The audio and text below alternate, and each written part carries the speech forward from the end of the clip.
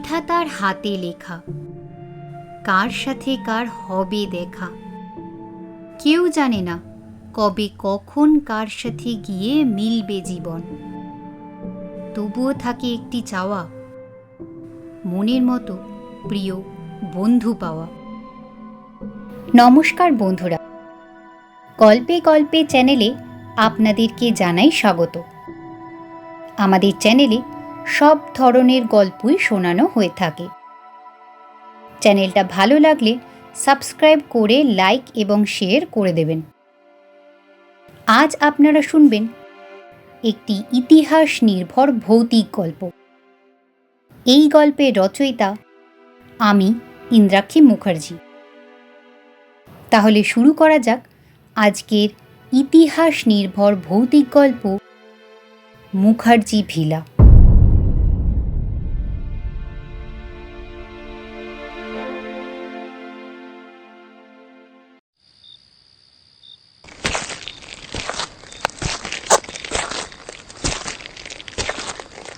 এই সেই বাড়ি। বাড়িটা যারা বানিয়েছিল সালা প্রচুর পয়সা। এত বড় বাড়ি বানিয়ে রেখে চলে গেছে, কিন্তু তাতে কি, বাইরে লোহার পাইপগুলো তো আছে, ওগুলো তো রেখে গেছে। যাকে যাক, কাজটা সেরে ফেলি। ওস্তাদ অনেকদিন আগেই এই বাড়ির বাইরের লোহার পাইপগুলোকে দেখে গেছে। আজ আমার কাজ এইগুলোকে ঝেড়ে বাজারে বেচে পয়সাটা ওস্তাদের হাতে তুলে দেওয়া আর নিজের কমিশনটা বুঝে নেওয়া। যাই হোক, কাজে নামি।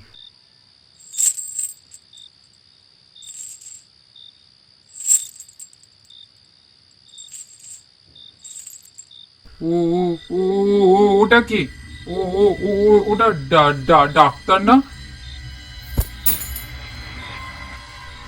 কিন্তু সে তো বহু যুগ আগেই মরে ভূত হয়েছে। ভূত, ভূত, হ্যাঁ হ্যাঁ হ্যাঁ, ভূত।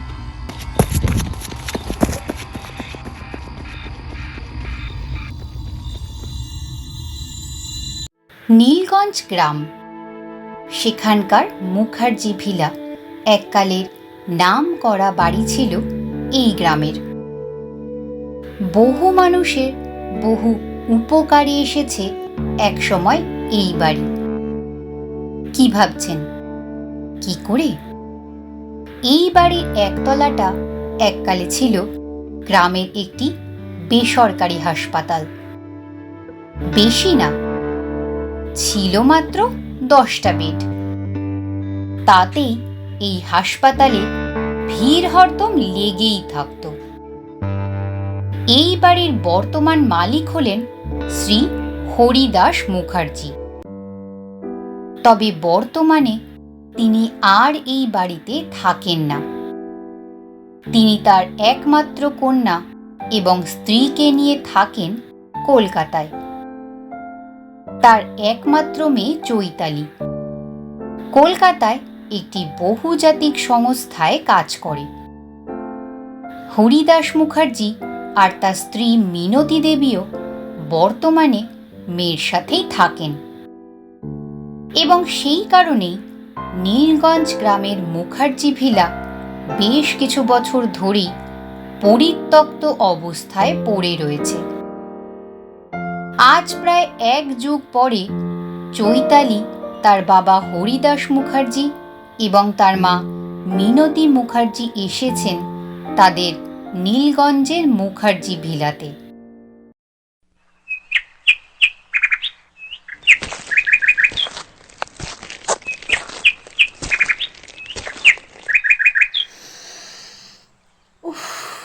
আজ কত দিন পর এই গন্ধটা নাকে লাগলো।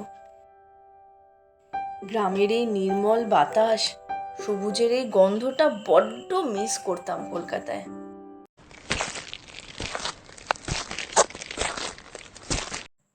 কে কে কে ওদিকে? দাঁড়াও, দাঁড়াও বলছি। কে তুমি? চৈতিমা, কি হয়েছে? চিৎকার করছিস কেন? আমি সেই দোতলা থেকে তোর চিৎকার শুনে নিচে নেমে এলাম। আর তোকে না বারণ করেছিলাম একতলায় নামবি না? কত বছর ধরে পরিত্যক্ত অবস্থায় পড়ে রয়েছে তার ঠিক নেই। রক্ষণাবেক্ষণ না থাকলে কখন কি বিপদ হবে কেউ বলতে পারে? একা একা নামবি না, এদিকে ওপরে চল। মা, আমি না একজনকে দেখলাম ওই ওই ওই দিকটায় দৌড়ে চলে গেল। আমি এই দিকটায় সিঁড়ি ঠিক নিচেই দাঁড়িয়েছিলাম। আমার যেন মনে হলো আমায় কেউ একটা খেয়াল করছে দূর থেকে। আমি ওই দিকে তাকাতেই দৌড়ে পালিয়ে গেল। চৈতালির মা মিনতি দেবী চুপ করে রইলেন। তারপর উত্তর দিলেন, চৈতিমা, ওদিকে যাস না মা। এবারের অনেক ইতিহাস, সব হয়তো আমাদের ঠিক মতো জানাও নেই। তাছাড়া বাড়িটা এমনি পড়ে আছে। গ্রামের কোনো বাচ্চা এসেছিল হয়তো। সকলে তো জানেও না যে আমরা এখানে এসেছি। আর বিশেষ করে তোকে চেনেও না। তাই বাড়ির ভেতরে ঢুকে তোকে দেখেই ভয় পেয়ে হয়তো পালিয়ে গেছে। চৈতালির মন কিন্তু সায় দিল না।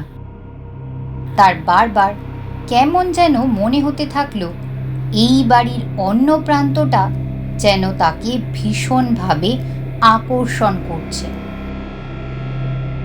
কি হলো? বাড়ির ওই দিকে তাকিয়ে কি ভাবছিস এত? না, চলো।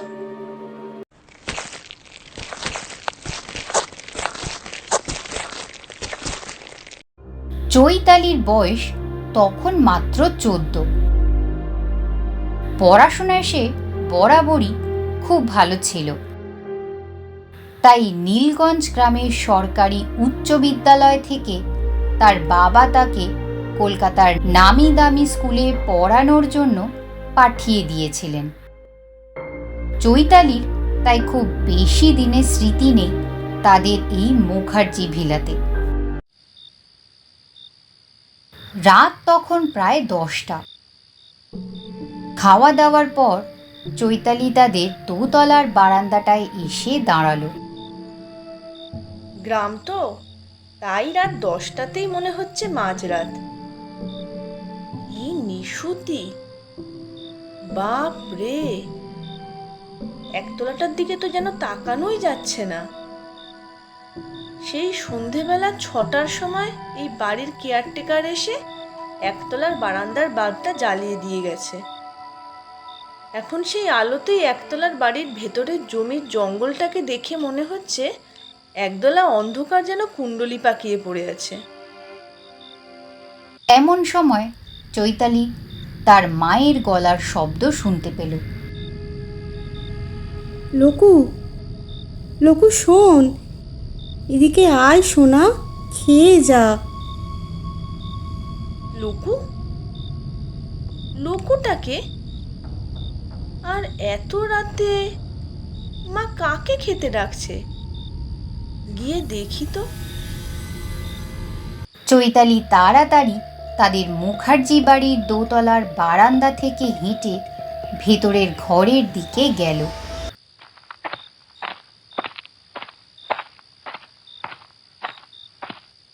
মা, লোকুকে? মিনতি দেবী তাদের শোবার ঘরের বিছানাটা ঠিক করছিলেন। সে আমি কি জানি, লোকু আবার কে? তুমিই তো লোকু বলে কাকে যেন একটা খেতে ডাকলে। চৈতালির মা মিনতি দেবী তৎক্ষণাৎ চমকে উঠলেন। তিনি মেয়ের দিকে এগিয়ে এসে চাপা গলায় বললেন, তুই কখন শুনেছিস সেই গলা? এই তো একটু আগেই। আর সেটা শুনেই তো এদিকে। দেখ মা, আমি বারবার তোকে এই বাড়িতে আসতে বারণ করেছিলাম। বহু বছরের পুরনো বাড়ি এটা, অনেক ইতিহাস এই বাড়ির। তাছাড়া তাছাড়া এককালে এই বাড়ির একতলায় একটা হাসপাতালও ছিল। তাই এই বাড়িতে অনেক রকম শব্দ শোনা যায়। সব শব্দকে গ্রাহ্য করতে নেই। চৈতালি যেন ভীষণই অবাক হয়ে গেল। মা এইসব কি বলছে? মানছি আমি ছোটবেলায় এই বাড়ি থেকে অন্যত্র চলে গেছিলাম, কিন্তু যতদিন ছিলাম কখনো তো কিছু দেখিনি।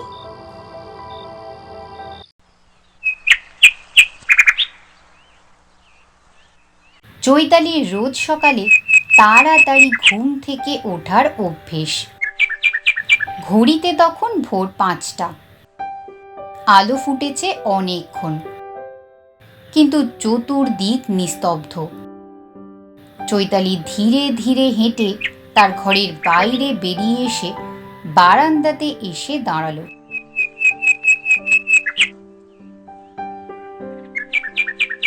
কতক্ষণ সে দাঁড়িয়েছিল তার খেয়াল নেই।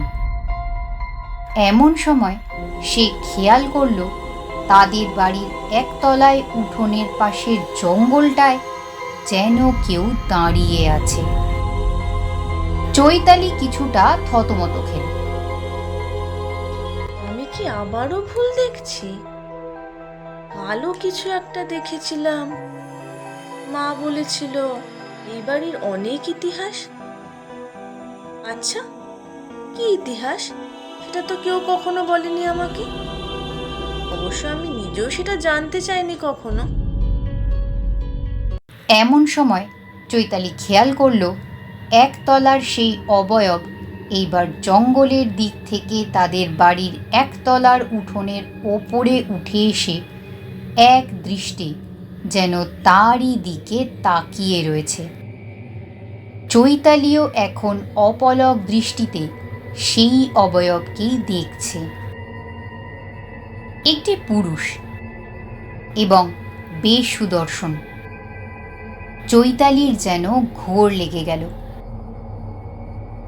এই, কে তুমি? দাঁড়াও দাঁড়াও বলছি। এমন সময় তার মা মিনতি দেবী বারান্দার পাশে থাকা তাদের শোবার ঘরের দরজাটা খুললেন। আর সেটা দেখে চৈতালি নিজেকে সংযত করল। এখন চুপ করে যাওয়াই ভালো, না হলে মা আবার অহেতুক ভয় পাবে এই বাড়ি নিয়ে। চৈতালির সেদিন সারাদিনই কোনো কিছুতে মন লাগলো না। তার মাথায় এখন সবসময়ই সকালের সেই একতলার উঠোনে দাঁড়িয়ে থাকা পুরুষটির কথা মনে পড়তে থাকলো। প্রথম দিনও একজনকে বাড়ির পেছনের দিকে মিলিয়ে যেতে দেখেছিলাম।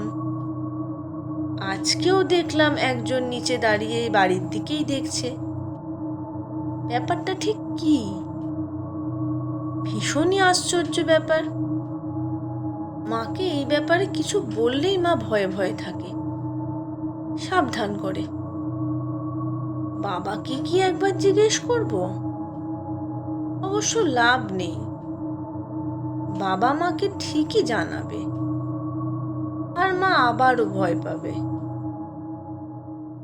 সেদিন সন্ধেবেলায় চৈতালি ঠিক করল তাদের এই নীলগঞ্জ গ্রামটা সে একটু ঘুরে দেখবে। আসার পর থেকে বেরোনো হয়নি একদমই তার। সেই ভেবে রেডি হয়ে সে তাদের দোতলা থেকে নিচে নামছিল।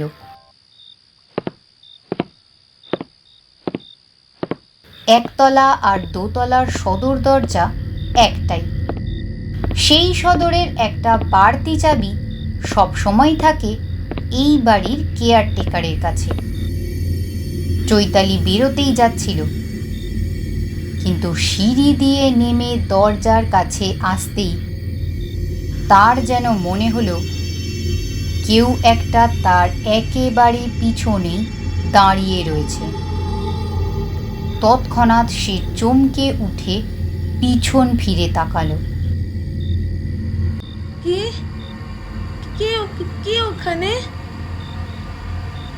আর ঠিক তখনই একতলার বারান্দার আবছা আলো আঁধারির মধ্যে থেকে তার সামনে বেরিয়ে এলো একটা অবয়ব। চৈতালির বুকের ভেতরে যেন তখন জোরে জোরে কেউ হাতুড়ি পেটা করছে। আগে আমি এই বাড়ির কেয়ারটেকার মদন। আবছা আলো অন্ধকারের মধ্যে চৈতালি কেয়ারটেকার মদনকে খেয়াল করল। লম্বা শীর্ণ চেহারা, মুখাবয়ব বোঝার উপায় নেই, তবে সেই মুখে খোঁচা খোঁচা দাড়ি গো বর্তমান। ওহ, তুমি এখন এখানে কি করছো? আগে আপনাদের একতলার আলো জ্বালাইতে আসছিলাম, মা জননীর হুকুম, তাই মানতেই হয়। তাছাড়া তিনি একতলায় আসতে ভয় পান কিনা। তবে আমার হয়ে গেছে, এবারে ফেরত যাচ্ছিলাম। ও ঠিক আছে, এসো। চৈতালি আর কথা বাড়ালো না। সে তাদের বাড়ির সদর দরজা দিয়ে বাইরে বেরিয়ে গেল। রাস্তা দিয়ে চৈতালি হাঁটছিল। পাড়ার চায়ের দোকানে সমস্ত লোক যেন অবাক নয়নে তাকেই দেখছিল। চৈতালির কিছুটা অস্বস্তি হচ্ছিল। এরা কি শহরের মানুষ কোনোদিন দেখেনি নাকি? এরকম অদ্ভুত ভাবে আমার দিকে তাকিয়েই বা আছে কেন? চৈতালির আর ইচ্ছে হলো না গ্রামের রাস্তা দিয়ে হাঁটতে। সে তড়িঘড়ি বাড়ি ফিরতেই যাচ্ছিল। এমন সময় তার একেবারে সামনে এসে দাঁড়ালো পাড়ার কৃষ্ণদাস বাউরির মা হেমলতা বাউরি। এই মেয়ে, তুমি বুঝি মুকুজ্জে বাড়ি ছোট মেয়ে? হ্যাঁ, কেন বলুন তো? আমি প্রথম দেখেই চিনতে পারিছি। কি করে? মিল আছে তো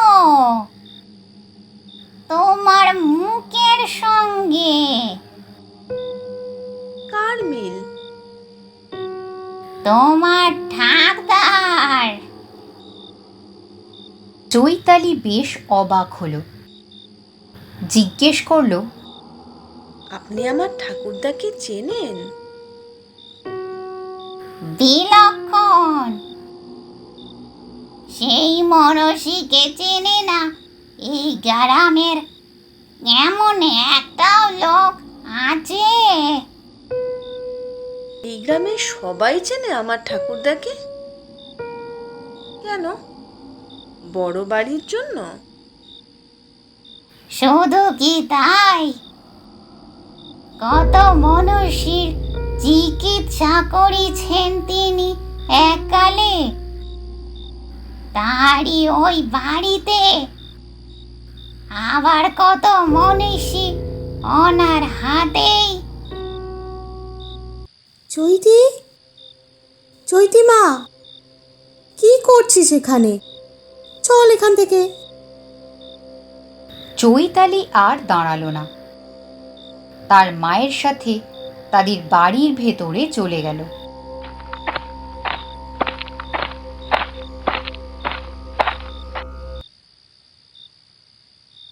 বিছানায় শোবার পরও চৈতালির ঘুম এলো না। শুয়ে শুয়ে সে ভাবতে থাকলো, আচ্ছা, এই বাড়ির ইতিহাস নিয়ে মা বারবার বলে, জিজ্ঞেস করলে ভয় পায়। আমি একতলায় পরপর দুদিন দুজন কিংবা একই মানুষকে দেখেছি। আজ গ্রামে কৃষ্ণদাস বাউরির মাও আমাকে আমার ঠাকুরদা সম্পর্কে হয়তো বা কিছু বলতে যাচ্ছিলেন। ব্যাপারটা ঠিক কি? আমার বোধহয় একবার অনুসন্ধান করে দেখা উচিত। এই বাড়ির একতলাটা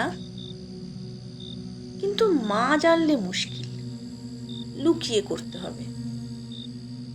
এত রাতে সম্ভব নয়, কারণ নিচে একেবারেই অন্ধকার, কিছুই দেখতে পাবো না। বরং ভোরবেলায় দেখব। চৈতালি তাড়াতাড়ি ঘুমিয়ে পড়ল।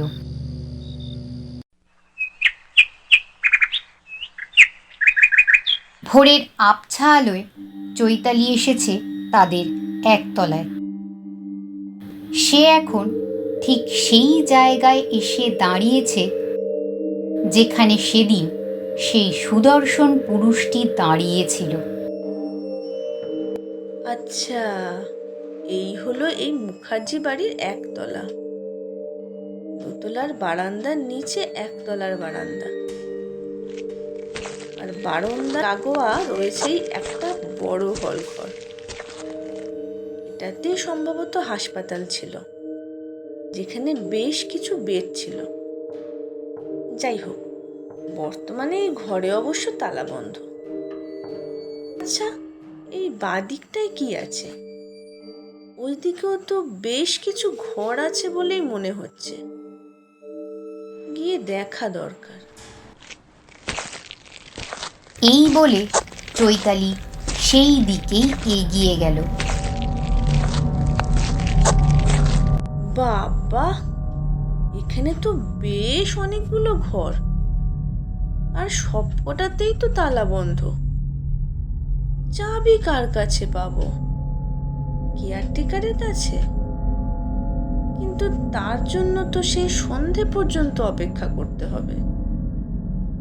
ধুর। চৈতালি বিরক্ত হয়ে ফিরেই যাচ্ছিল। এমন সময় সে তার একেবারে বাঁ পাশের কোণার ঘরটার দিকে খেয়াল করতেই যেন চমকে উঠল। অন্ধকারের মধ্যে কি যেন একটা সরে গেল বলে তার মনে হলো। চৈতালি নিজের মনের কৌতূহলকে চাপা দিতে পারল না, আর সেই দিকে এগিয়ে গেল।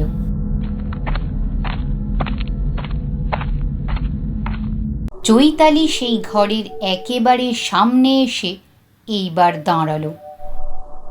তার শির দ্বারা বেয়ে যেন ঠান্ডা স্রোত বয়ে যাচ্ছে তখন, কিন্তু তবু সে নিজেকে আটকালো না।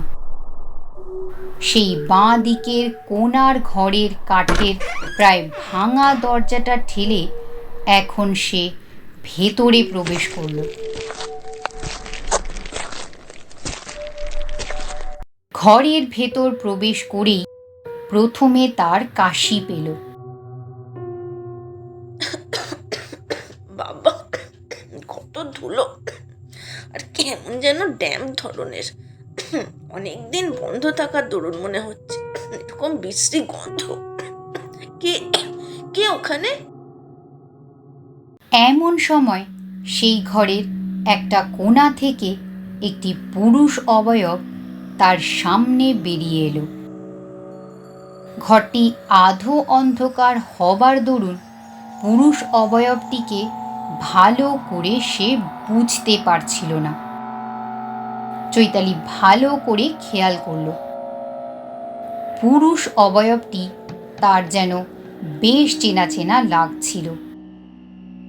আগে যেন কোথায় সে তাকে দেখেছে, কিন্তু সে মনে করতে পারল না। কে আপনি? আর এখানে কি করছেন? অন্যের প্রপার্টিতে? চৈতালির কথা শেষ হলো না। পুরুষ অবয়বটি এইবার তার একেবারে চোখের সামনে আলোর মধ্যে এসে দাঁড়ালো। ধবধবে সাদা রঙের জামা আর খাকি রঙের প্যান্ট পরিহিত একজন সুদর্শন যুবক। চৈতালি মনে মনে ভাবল,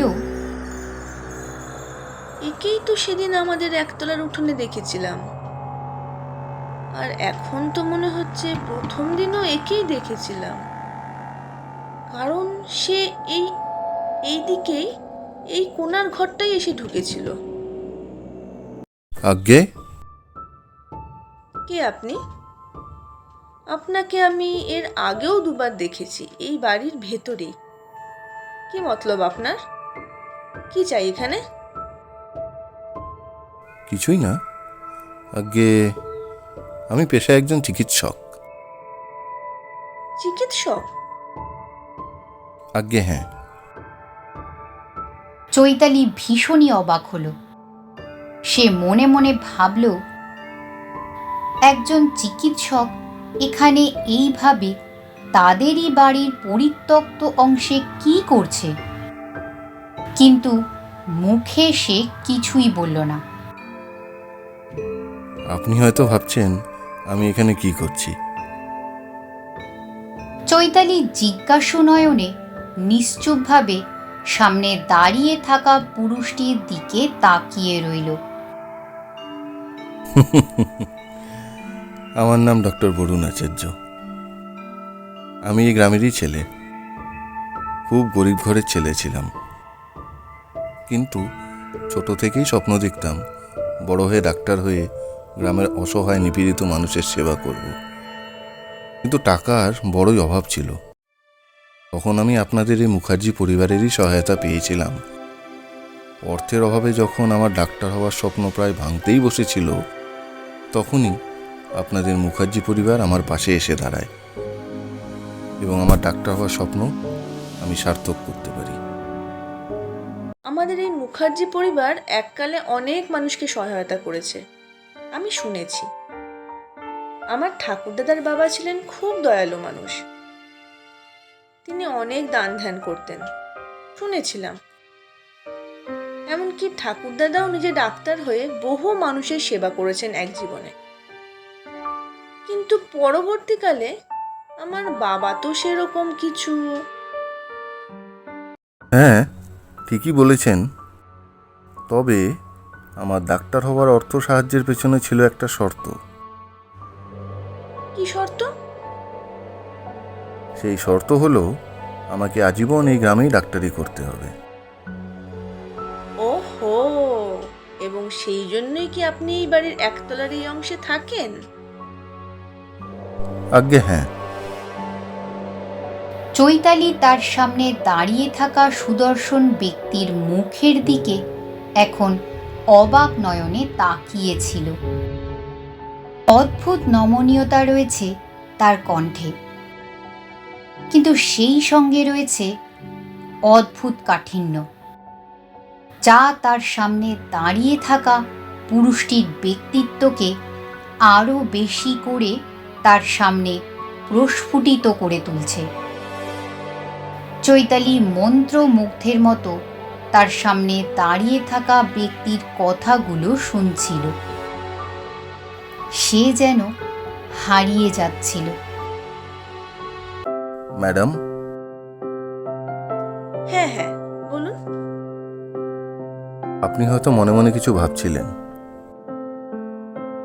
না মানে, আমি এখন যাই, বেলা হলো। মা উঠে পড়লে আবার রাগারাগি করবে। চৈতালি আর সেখানে দাঁড়ালো না। সে তাড়াতাড়ি সেখান থেকে নিজের ঘরে ফিরে এলো। সেদিন সারাদিন চৈতালি তাদের বাড়ির একতলার পিছনের দিকের ঘরে পরিচয় হওয়া সেই পুরুষটির কথাই ভাবতে থাকলো। লোকটা ওখানে একাই থাকে, অদ্ভুত ব্যাপার। কি খায় লোকটা? সত্যি কি ডেডিকেশন লোকটার। এই বাড়ির সাহচর্যে ডাক্তার হয়েছে বলে ওইভাবে ওই কোণার ঘরে থাকে। এরকম মানুষকে সবসময় স্যালুট জানানো উচিত। চৈতালির মন টিকছিল না। দুপুরে তার বাবা মা নিজেদের ঘরে শুতে গেলে সে তাড়াতাড়ি নিজের ঘর থেকে বেরিয়ে দোতলার বারান্দা পেরিয়ে একতলায় নেমে বাড়ির পিছন দিকে এসে হাজির হলো।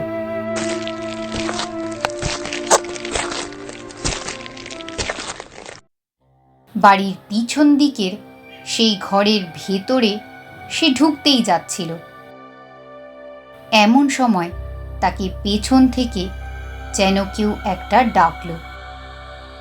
একটা পুরুষ কণ্ঠ। দুপুরে আপনি ঘুমোন না?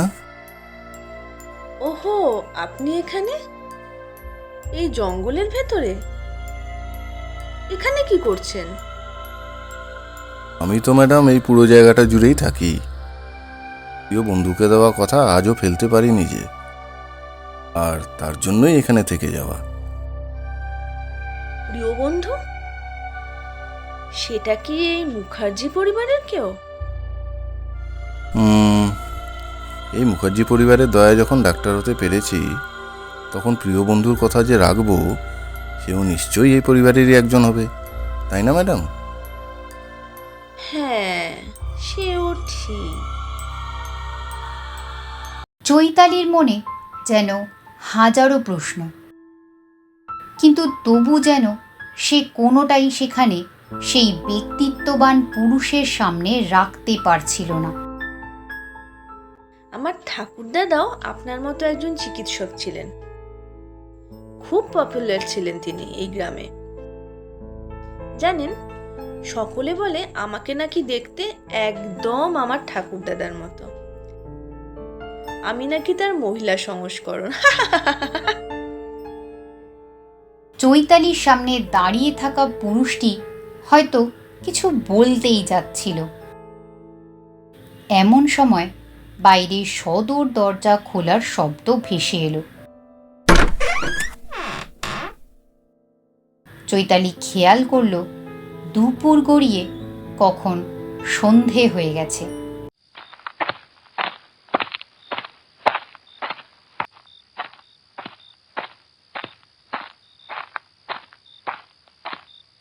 একটা পায়ের শব্দে চৈতালি নিজেকে তাদের বাড়ির একতলার পেছনের অংশে কিছুটা আড়াল করে নিল, আর সেই সাথে তার সামনে থাকা পুরুষটিকেও তার পাশে আড়ালে টেনে এনে দাঁড় করালো। তারা দুজনেই নিশ্চুপ রইল। তারা খেয়াল করল সদর দরজা দিয়ে বাড়ির ভেতরে ঢুকছে একজন শীর্ণকায় ব্যক্তি, কেয়ারটেকার মদন। চৈতালি আজ প্রথমবার ভালো করে মদনের মুখটা খেয়াল করল। সারা মুখে তার খোঁচা খোঁচা দাড়ি গোফের জঙ্গল, রুগ্ন শীর্ণকায় চেহারা, কিন্তু মুখের আদল যেন চৈতালির বেশ চেনা চেনা লাগল। চৈতালি দেখল মদন তাদের একতলার বারান্দার বাল্বটা জ্বালিয়ে দিল। তারপর সে এদিকেই আসতে থাকলো। চৈতালি চমকে উঠল, কিন্তু নিস্তব্ধভাবে সেখানে দাঁড়িয়ে রইল। চৈতালি দেখল মদন সেই ঘরেই ঢুকল,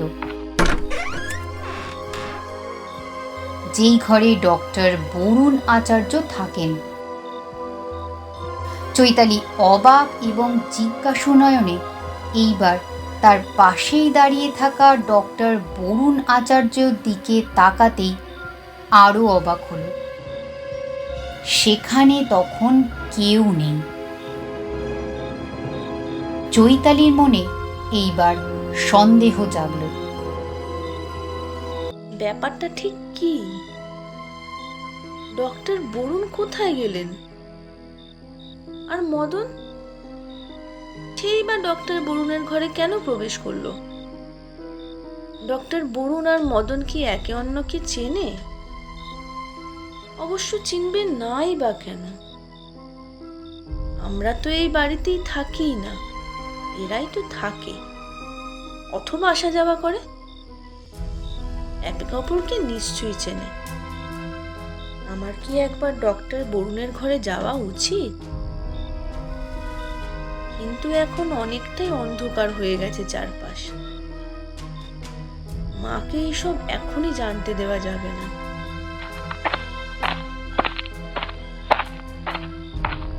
চৈতালি তাড়াতাড়ি সেখান থেকে নিজের ঘরে ফিরে এলো। না, ভালো লাগছে না। মনটা বড্ড চঞ্চল হয়ে উঠছে আমার। নিচে কি হচ্ছে না হচ্ছে কিছুই বোঝা যাচ্ছে না।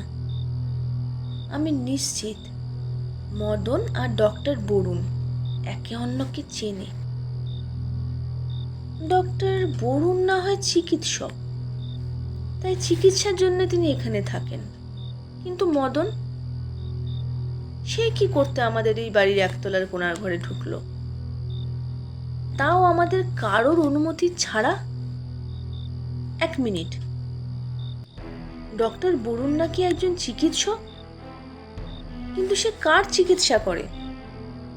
এতদিন আছে, কোনোদিন একটা পেশেন্টকেও তো আসতে দেখিনি। তাছাড়া ডক্টর বরুণ নাকি এই বাড়ির সাহচর্যে ডাক্তার হয়েছে। আমার ঠাকুরদাদা মারা গেছেন আজ থেকে প্রায় 30 বছর আগে। আমার বাবা ঠাকুরদাদার একমাত্র ছেলে। বাবা কোনো দিনই কাউকে ডাক্তারি পড়িয়েছেন বলে তো শুনিনি কখনো। আর ডক্টর বরুণকে দেখেও যথেষ্ট ইয়াংই মনে হয়, ওনার অতটাও বয়স হয়নি। তবে ব্যাপারটা ঠিক কি? সবচেয়ে বড় প্রশ্নটা হলো, মদন ওই ঘরে কি করতে ঢুকেছিল? না, এই প্রশ্নের উত্তর আমাকে জানতেই হবে। আজ রাতেই আমি যাব একতলার কোণার সেই ঘরে যেখানে ডক্টর বরুণ থাকেন।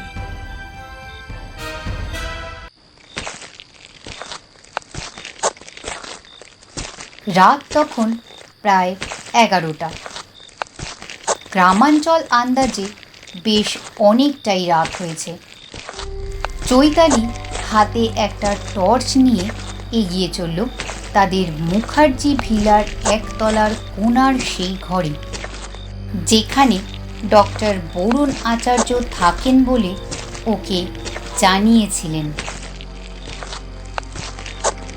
চৈতালি ডক্টর বরুণ আচার্যর ঘরের একেবারে সামনে এসে দাঁড়ালো। চতুর্দিকে টর্চ মেরে একবার দেখে নিল, তারপর ঘরের দরজা ঠেলে ভেতরে প্রবেশ করল। ভেতরে প্রবেশ করতেই একটা ভ্যাপসা ড্যাম্প আর পুরনো গন্ধ মেশানো গন্ধ তার নাকে এসে লাগলো। চৈতালির বুকের ভেতরটা দুরু দুরু ভয় তখন কাঁপছিল। ঘরের ভেতরের অংশে এইবার সে টর্চের আলো জ্বেলে ভালো করে নিরীক্ষণ করতে থাকলো। দেখে তো একেবারেই মনে হচ্ছে না যে এই ঘরে আদৌ কেউ থাকতে পারে। না আছে ঘরের কোনো রক্ষণাবেক্ষণ, না আছে ঘরের ভেতরে কোনো আসবাবপত্র। কি করে কেউ থাকতে পারে এই ঘরের ভেতর? এমন সময় অন্ধকারের মধ্যেই কি একটা নিচু জায়গাতে পা পড়তেই চৈতালি আর নিজের টাল সামলাতে পারল না। সে সিঁড়ি দিয়ে নিচে গড়িয়ে পড়ল। গড়িয়ে এসে সে পড়ল একটা আগের চেয়েও বেশি অন্ধকার ঘরের ভেতর। চৈতালি জ্ঞান হারালো। জ্ঞান ফিরতেই চৈতালি সোজা হয়ে উঠে বসল। অন্ধকার ঘরের মধ্যে মেঝে হাতড়ে সে তার টর্চটা খুঁজে পেল। উফ, এ আমি কোথায় এসে পড়লাম? চৈতালি তার হাতের টর্চটা এইবার জ্বালালো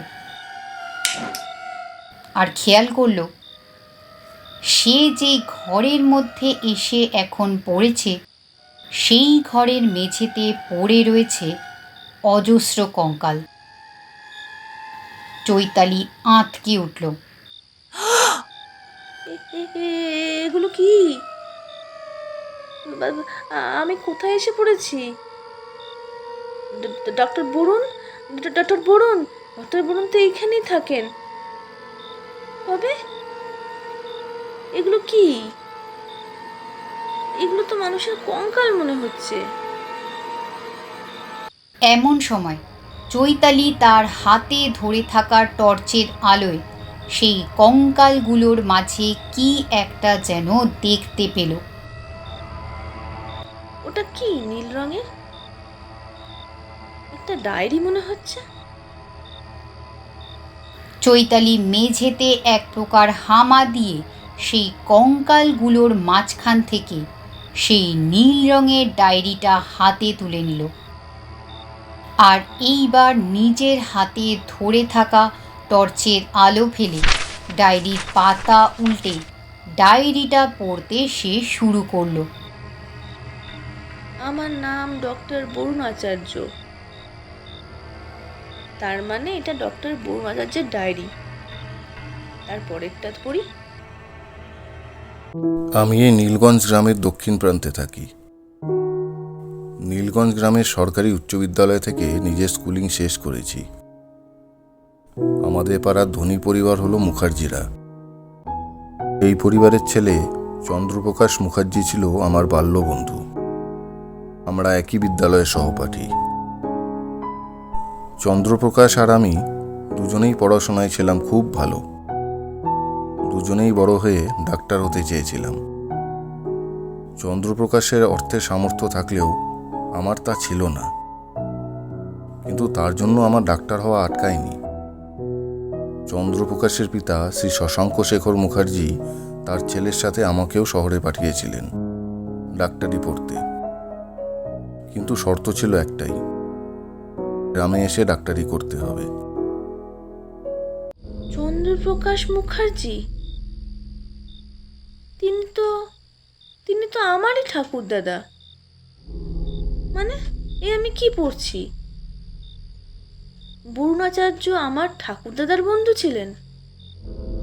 না, বাকিটা পড়ি আগে।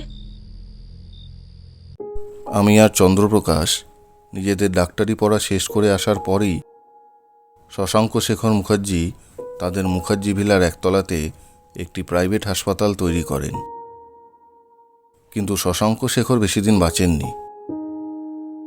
তার অবর্তমানে এই হাসপাতালের সম্পূর্ণ দায়িত্ব গিয়ে পড়ে চন্দ্রপ্রকাশের ওপর। চন্দ্রপ্রকাশ তখন এই হাসপাতালের দায়িত্ব কিছুটা আমাকে ভাগ করে দেয়। আমিও খুশি ছিলাম। যেটা আমার স্বপ্ন ছিল সেটা তখন পূর্ণ হচ্ছিল। গ্রামের গরিব অসহায় মানুষদের চিকিৎসা করতে পারছিলাম। তাদের হাসি মুখগুলো আমাকে এক আলাদাই প্রশান্তি দিত। এমন সময় ইংরেজদের অত্যাচার বেড়ে চলল। ইংরেজ বিচারক স্যার সিডনি টেলর রাওলাট একটি আইন পাশ করালেন, যেখানে আমাদের মতো সাধারণ ভারতীয়দের সাধারণ নাগরিক হিসেবে অধিকার কেড়ে নেওয়া হয়েছে। এখন ব্রিটিশ পুলিশ বিনা বাধায় যে কোনো ভারতীয়কেই ব্রিটিশ বিরোধী সন্ত্রাস করার জন্য 2 বছরের বেশি কারাদণ্ড এবং আরও নির্মম অত্যাচার করতে পারে, এবং তার জন্য কোনো বিচারের প্রয়োজন নেই। আমিও একজন ভারতীয়, কিন্তু আমি এই আইন মানি না। এমনকি গান্ধীজি স্বয়ং এই আইনের বিরুদ্ধে গিয়ে অহিংসভাবে সত্যাগ্রহ আন্দোলন শুরু করেছেন। আমিও তার সাথে একমত। আমাদের এই ছোট হাসপাতালে যে কটা মাত্র বেড রয়েছে তার বেশিরভাগই রয়েছে আমাদের কিছু বিপ্লবী ভাই, যাদেরকে ব্রিটিশ পুলিশ খুঁজছে। আমি তাদের হাসপাতালের মূল ঘর থেকে সরিয়ে এনে এই মুখার্জি ভিলারই এক গুপ্ত কক্ষে রেখেছি। আমার সাথে চন্দ্রপ্রকাশও তাদের নিয়মিত চিকিৎসা করে চলেছে। চৈতালির যেন কেমন ধাঁধা লেগে যাচ্ছিল। নিজের চোখকে সে বিশ্বাস করতে পারছিল না। এসব কি সত্যি?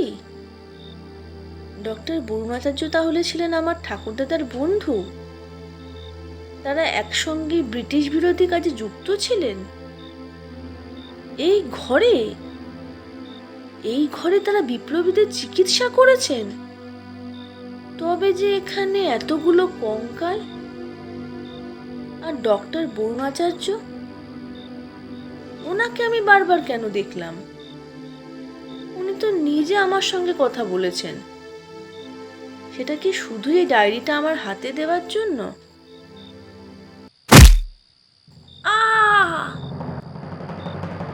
চৈতালি তীব্র ব্যথায় আর্তনাদ করে উঠল। তার ঘাড়ে কোনো ভারী বস্তু এসে এখন আঘাত করেছে। চৈতালি পিছন ফেরার আগেই কেউ একজন লাফ দিয়ে তার সামনে এসে দাঁড়ালো। কি ভেবেছিলিস? হ্যাঁ, প্রতি জন্মে তুই জিতে যাবি? তুমি মদন না, এবারে কেয়ারটেকার? রাখ তোদের কেয়ারটেকারের চাকরি। তোদের এমন চাকরির মুখে আমি লাথি মারি। আমার জন্ম কেন হয়েছে জানিস? জানিস? হ্যাঁ, তোকে শেষ করার জন্য। মানে কি বলছো সব তুমি মদন? ঠিকই বলছি। আমি হলাম জাতিশ্বর। জাতিশ্বর বুঝিস? হ্যাঁ, জাতিশ্বর যে পূর্বজন্মের প্রতিশোধ নিতে আবারও ফিরে আসে। মদন ততক্ষণে চৈতালির গলা টিপে ধরেছে। মদন, আমার লাগছে, আমাকে ছাড়ো মদন। আর তোকে ছাড়বো?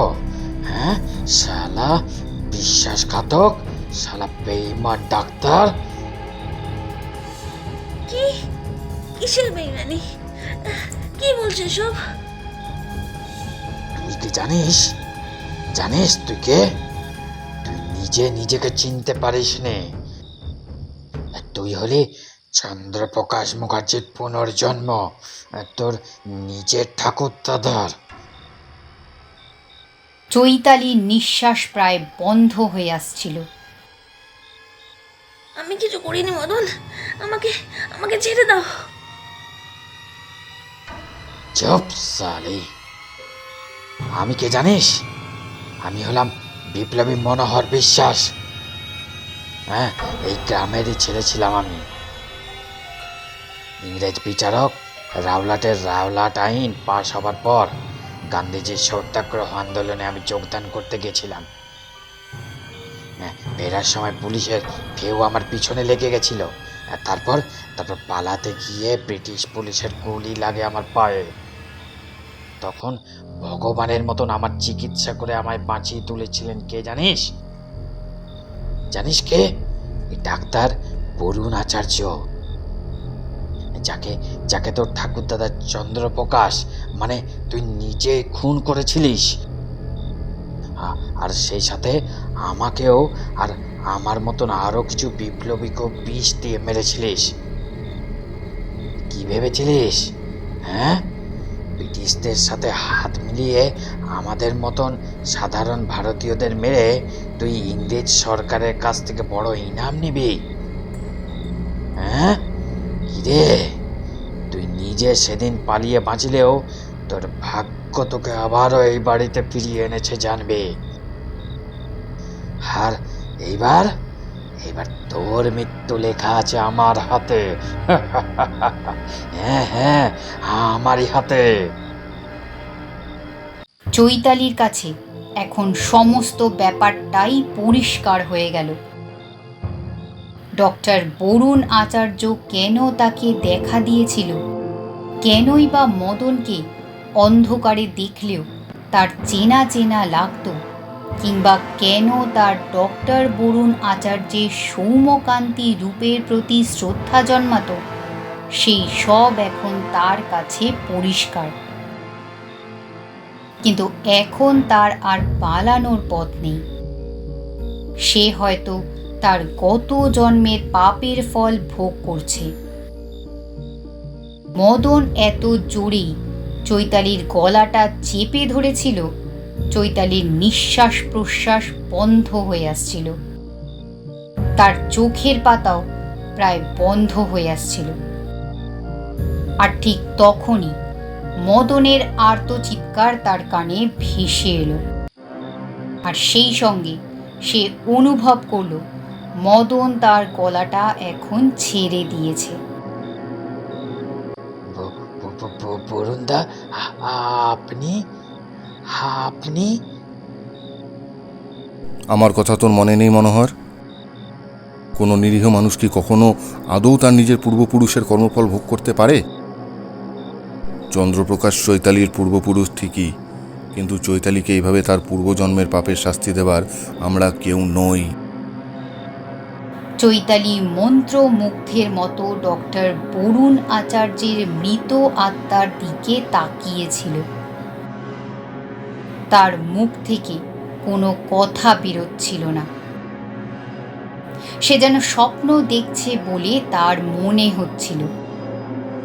চৈতালির চোখ দুটো কখন বন্ধ হয়ে গেল সে বুঝল না।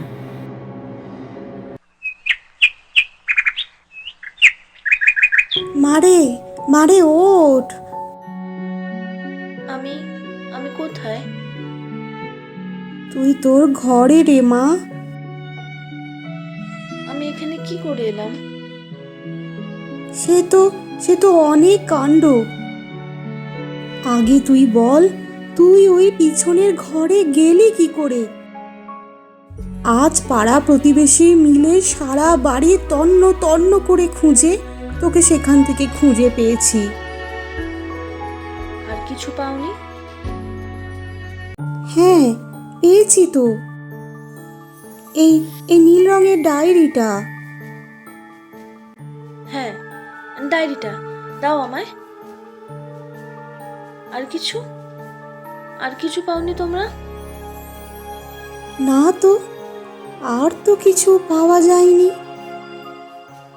চৈতালির ভীষণ অবাক লাগলো। তাহলে সে যে গতকাল রাতে সেখানে অনেক মানুষের হাড় দেখেছিল, সেগুলো কি? আরও একটা দুঃসংবাদ আছে। কি? আমাদের এই বাড়ির কেয়ারটেকার মদন, সে সামনের ওই পুকুরটাতে না ডুবে মরেছে। চৈতালির কান মাথা যেন ভঁ ভঁ করতে লাগলো।